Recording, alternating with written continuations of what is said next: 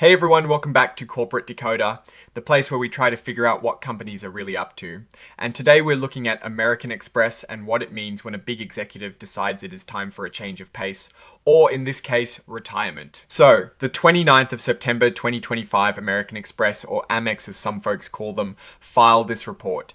Now this is your typical deep dive into numbers and profits. This is more about the people at the top. Think of it as a peek behind the curtain at the executive suite. The main news here is that Douglas E. Buckminster, who holds a big title as vice chairman, is going to be retiring. He has had a long and successful run with Amex, and he is sticking around until March of 2026 to make sure things are smoothly handed over. So, while he is stepping down from his day to day role, he is not exactly disappearing overnight. It is a common thing for seasoned executives to transition out after many years, and it is usually a planned event to ensure stability. This kind of announcement falls under a specific part of these reports, Item 5-02, which covers when directors or officers leave, or when new ones are appointed, or about their pay. It is a way for companies to let the public know about changes in leadership that could affect how the company is run. Now, while this filing isn't heavy on financial numbers, it does give us a glimpse into the company's structure. We see mentions of different types of financial instruments they have,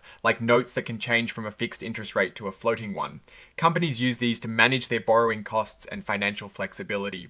It is like having a financial tool that adapts when market conditions change. They also list the securities they have registered, like their common shares, which you can trade using the ticker symbol AXP, on the New York Stock Exchange. This is basically what makes the company a publicly traded entity, allowing anyone to buy a piece of it. They also mention some of their debt, like those fixed to floating rate notes again, showing they borrow money through these notes as well. The report also points to an attached exhibit, Exhibit 99.1, which is a newsroom post from Amex about Mr. Buckminster.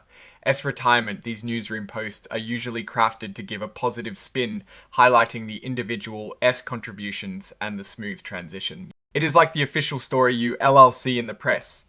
So, what is the big picture here? Amex is a massive financial services company, and leadership changes, especially at the vice chairman level, are always significant. It signals a transition in leadership and potentially a shift in strategic focus, or at least a passing of the torch. Mr. Buckminster's long tenure suggests he played a role in shaping the company's direction for years. His retirement means someone else will step up, bringing their own experience and ideas to the table. We don't have deep financial tables in this particular filing, which is a bit different from what we usually look at. Typically, we'd be digging into revenue profit margins and debt ratios. But the story here is about leadership stability and succession. For a company like Amex, which relies heavily on trust and reputation, ensuring a smooth transition in its top ranks is crucial. It is like a well-oiled machine. You don't want to see any major parts suddenly falter without a proper replacement and handover.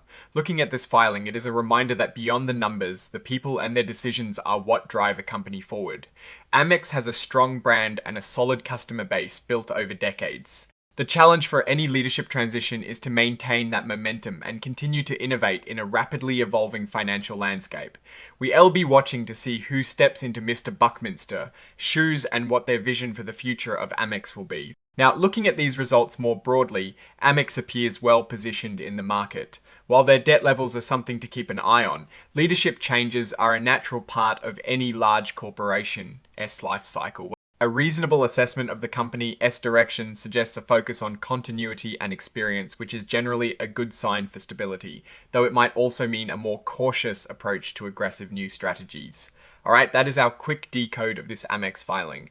What is your take on executive retirements and their impact on a company? Do you think stability or fresh perspectives are more important during leadership changes?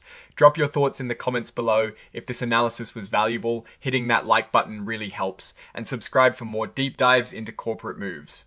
Don't forget to check out the Discord community linked in the description for more discussions. Thanks for watching. See you next time.